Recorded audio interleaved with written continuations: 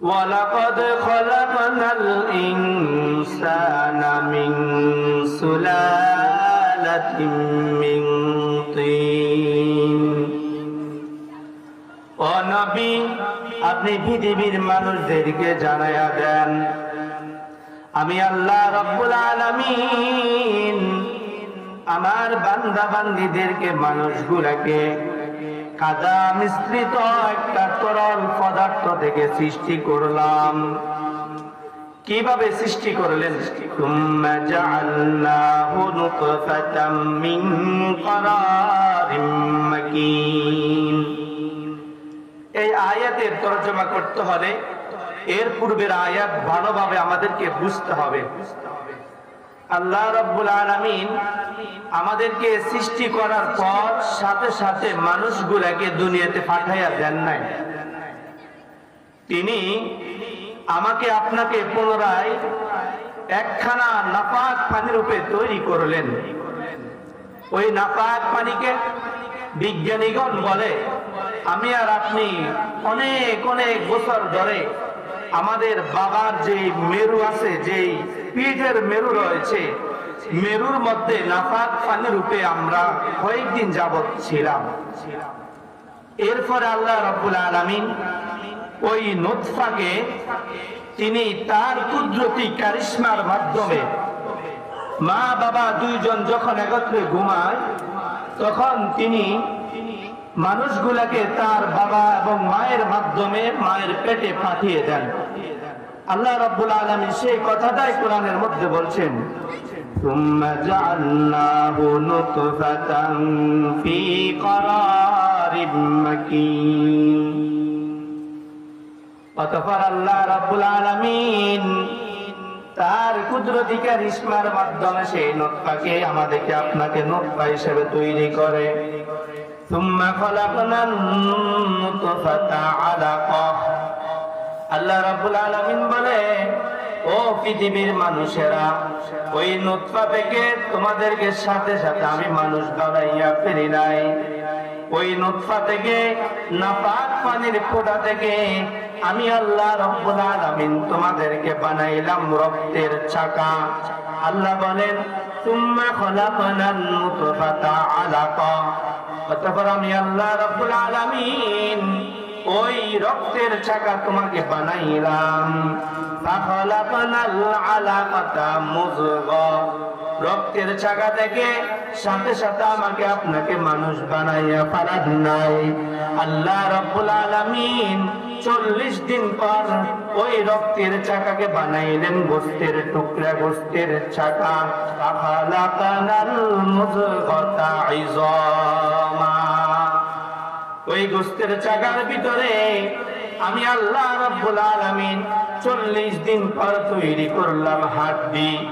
এখন গোশতের চাকার ভিতরে হাড্ডি ঢুকানো হয়েছে। ফাকাসাউনাল ইযামা লাহমা। আল্লাহ রাব্বুল আলামিন আবার ওই হাড্ডির উপর তিনি আবার গোশত ফিট করলেন। আমাদের শরীরের ভিতরে কি আছে? হাড্ডি আছে, আছে না? হাড্ডির উপর আবার কি? গোশত। 40 দিন পর আল্লাহ রাব্বুল আলামিন সেই হাড়ের মধ্যে, সেই হাড্ডির মধ্যে গোশত লাগাইলেন। এরপর আল্লাহ বলেন, সুম্মা আনশাআনাহু খালকান আখার। অতঃপর আমি আল্লাহ রাব্বুল আলামিন ওই গোশতের চাকা, হাড্ডির চাকাকে বিভিন্ন আকার আকৃতিতে বানাইলাম। আমি আল্লাহ রাব্বুল আলামিন 40 দিন পর ওই গোশত এবং হাড্ডির চাকা থেকে আমি আল্লাহ রাব্বুল আলামিন মানুষের হাত বানাইলাম, মানুষের পা বানাইলাম, মানুষের কান বানাইলাম, চক্ষু বানাইলাম। আমি আল্লাহ রাব্বুল আলামিন এইভাবে সকল কিছু সৃষ্টি করার পর মানুষদেরকে এমন একটা সুন্দর আকৃতি দিয়েছি। আমি আল্লাহ রাব্বুল আলামিন মানুষদেরকে সুন্দর চেহারা দান করেছি। আল্লাহ রাব্বুল আলামিন বলে, ফাতাবারাকাল্লাহু আহসানুল খালিকিন। আল্লাহ নিজে নিজের কথা বলছেন, বান্দা চিন্তা করে দেখো, আমি আল্লাহ রাব্বুল আলামিন কতই না সুন্দর আর্টিস্ট করেছি, কতই না সুন্দর করে মানুষ বানাইলাম। দুনিয়ার মধ্যে কত মানুষ, হাজার হাজার লক্ষ লক্ষ কোটি কোটি মানুষ, কোন মানুষের চেহারার সাথে কোন মানুষের চেহারার মিল নাই। আমরা দেখি দুই ভাইকে দেখতে একরকম দেখা যায়, দেখা যায় না? একরকম দেখা যায়, তবে একরকম নয়। যদি একরকম হইতো তার মা তাকে চিনত না, আমরা হঠাৎ দেখার কারণে চিনি না।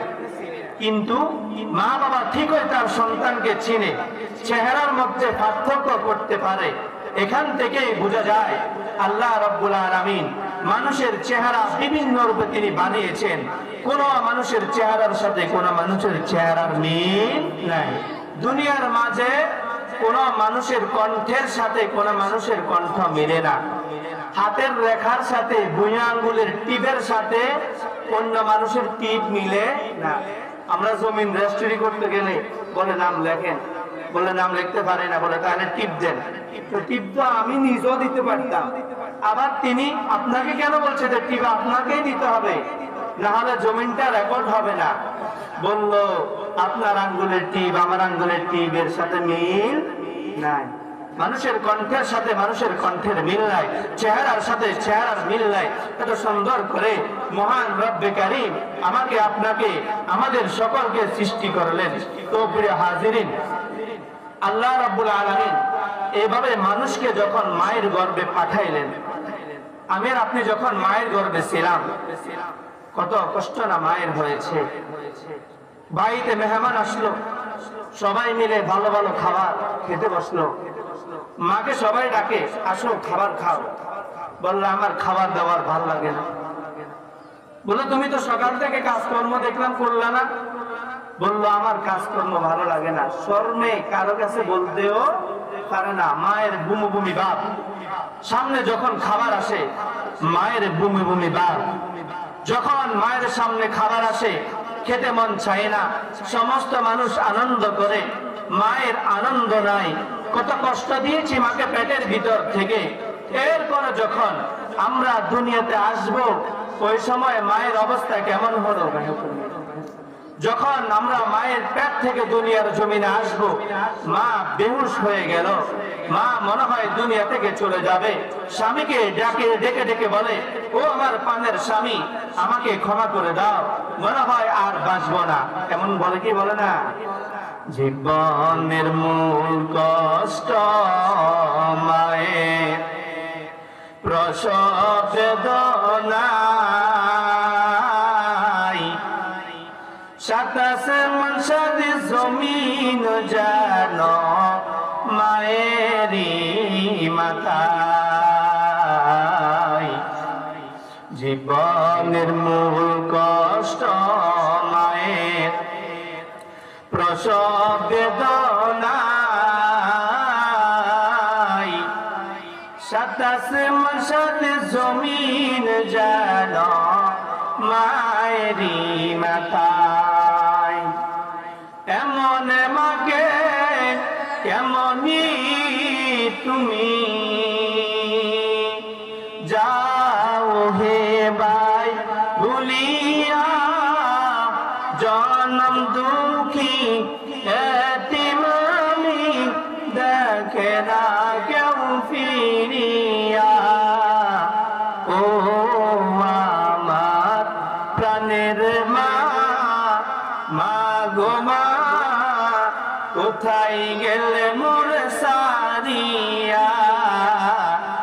জনম দুঃখী এতিম আমি দেখে না কেউ তাকায়া। আমি যখন ছিলাম আমার মায়েরই পেটে,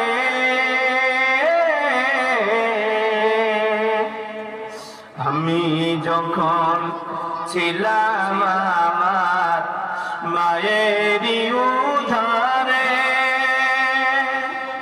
চলাফেরা করত যে মা কত কষ্ট করে। আমার সুন্দর মুখ দেখে মায়ে সুন্দর মুখ দেখে মায় দুঃখ যাই যে ভুলিয়া জনম দুঃখী এতিম আমি দেখে না কেউ ফিরিয়া ও আমার প্রাণের মা মা গো মা কোথায় গেলে মোর সারিয়া জনম দুঃখী এতিম আমি দেখে না কেউ তাকায়া। দুনিয়াতে যখন মা বাবা থাকে মা বাবাকে মূল্যায়ন করে না। যুবক ভাই মাকে ছাড়া 20টা বছর চলাফেরা করতে পারে না।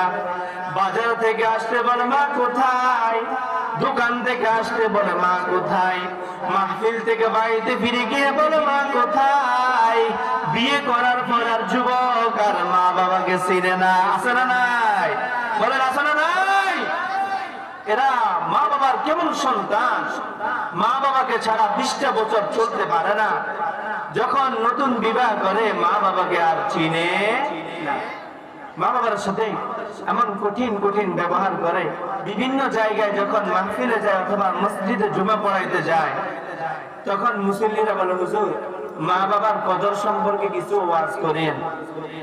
তবে হুজুর পাশাপাশি আপনাকে এটা বলি, যদি মা বাবার কদর না করে, খেদমত না করে, অন্তত এই কথা বলেন যেন মা বাবাকে না পিটে।